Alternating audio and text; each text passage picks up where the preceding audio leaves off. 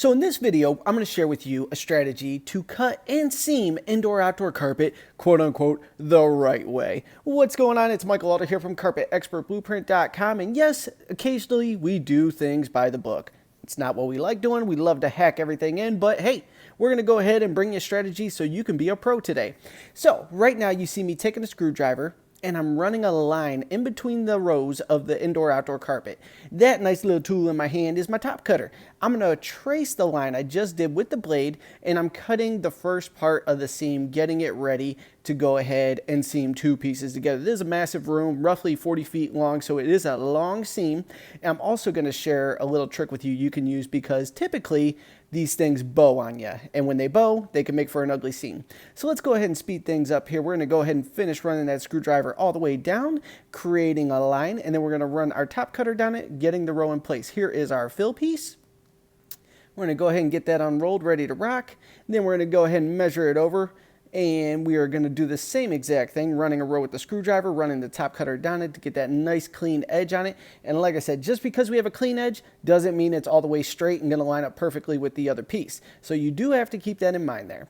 I'm going to go ahead and get all that excess out of the way. There was tons of excess, but they insisted upon having cove base over carpet base, so whatever, it is what it is. We're going to go ahead and slide over the fill piece now. We're going to get some seam tape under that once we get it about lined up.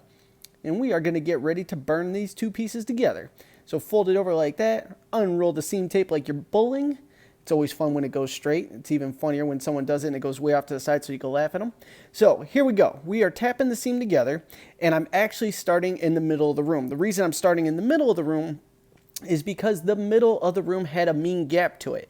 So if you start at one end and you start seaming it and then you come to the middle of the room, you got to put it together, which is going to cause a rough like crinkle, if you will, in the seam, and it'll dry that way and it'll be ugly. But if you start in the middle where it's technically gapped a little bit, you kick that part together, you seam it, then you go ahead and push out the excess at the opposite end, it'll make your seam look that much better. So we're going to go ahead and start right here.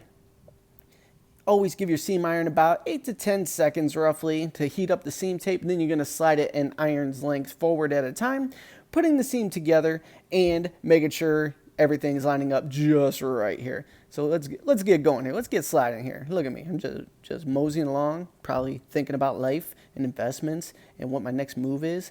There we go. There we go. Let's get that iron moving there. All right. So we're sliding it an iron's length forward. I'm going to go ahead and put the back of that together so it's nice and tight and beautiful and hopefully invisible. I love that Home Depot commercial that's out right now saying all seams are visible. Whoo, man, you gave me a pass for life right there with that one. Be like, watch the Home Depot commercial, bro. It's supposed to be visible. Slide it an iron's length forward again. Put it together. Now, you see that little dot of glue right there that fell on the carpet? If that ever happens to you, do not panic. Just wait for it to dry and watch. Plink. Gone.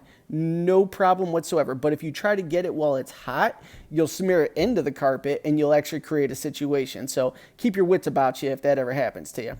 Let's speed things up and move right along. Finish burning this bad boy together.